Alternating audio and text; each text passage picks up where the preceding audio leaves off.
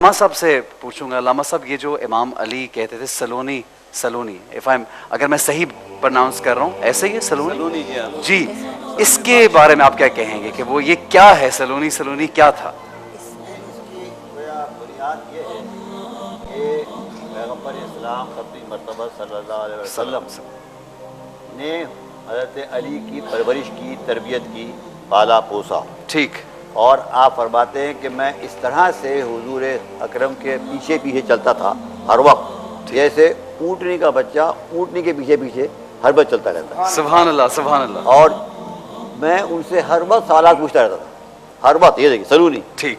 मैं पैगंबर इस्लाम से हर वक्त सवालात पूछता रहता था और वो मुझे जवाब देते रहते थे। सही जवाब देते थे। और जब मैं नहीं पूछता था तो वो खुद मुझे तारीफ देते। सुभान अल्लाह। यहाँ तक फरमाया कि ज़क्कनी ज़क्कन ज़क्का, मुझे हुजूर ने इल्म इस तरह पढ़ाया, इस तरह मेरे सीने में ठूंसा कि जिस तरह से कबूतर अपने बच्चे को दाने देता है अल्लाह, और दाना जो है ठूंसता है, इस सुभान तरह से मुझे इल्म का सबक पढ़ाया। सुभान तो इतना इल्म आपको मिला कि आखिरकार फरमाया हुजूर ने कि अना मदीनतुल इल्म व अलीयुल बाबु। बेशक। अब ये इतना इल्म का ज़ख़ीरा कि आँख खोली तो हुजूर की गोद में शहर इल्म की गोद, और जिस वक्त हुजूर का इंतकाल हो रहा था तो फरमाते हैं उस वक्त हुजूर की गर्दन मेरे सीने और गर्दन के दरमियान में थी। सुभान। तो इतना साथ हुजूर का और इस तरह से हुजूर का तालीम देना और तरबियत देना, ज़ाहिर है उस इल्म की क्या इंतहा हो। ये उस इल्म का कमाल था कि जो आप फरमाते थे कि सलूनी सलूनी क़ब्ल तफ़क़दूनी,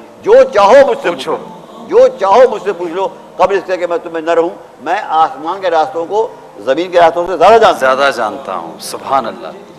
जी जी जी, प्लीज़ पेश करूँ इस हवाले से कि मौला अली अलैहिस्सलाम फरमाते हैं, मेरे पास जितना इल्म था, मुझे अफसोस ज़िंदगी भर ये रहा कि मेरे पास जितना इल्म था उतना मुझसे किसी ने सीखा नहीं। मतलब मैं जब ये दावा करता था तो लोग बजाय इसके के दीन के बारे में वो या कुछ राज मुझसे पूछते, और मुझसे लोग सिर्फ ये पूछते रहे कि आसमान में कितने सितारे हैं, सिर्फ मेरे इल्म का इम्तहान लेने के लिए मेरे सर पे कितने बाल हैं। तो आज भी हमारी दुआ है कि जी जी जी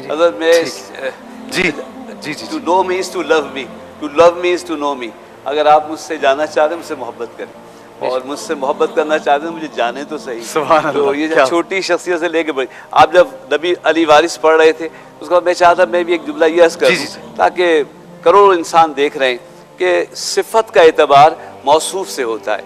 सिफत का एतबार मौसूफ से होता है। ठीक। आप जो लफ्ज़ बोल रहे हैं ये देखा जाएगा किसके लिए बोल रहे हैं, वैसा माने का एतबार होगा। ठीक। अल्लाह वारिस, नबी वारिस, अली वारिस, आपकी औलाद आपकी वारिस, तो इसके कहने में कोई हर्ज नहीं होता। अल्लाह तो वारिस मालिक हकीकी अव्वल आखिर है, हम सब खत्म हो जाएंगे वही मालिक रहेगा। सही। और नबी पूरी कायनात के रसूल हैं और सारी मखलूक के वारिस हैं, अल्लाह की तरफ से अता।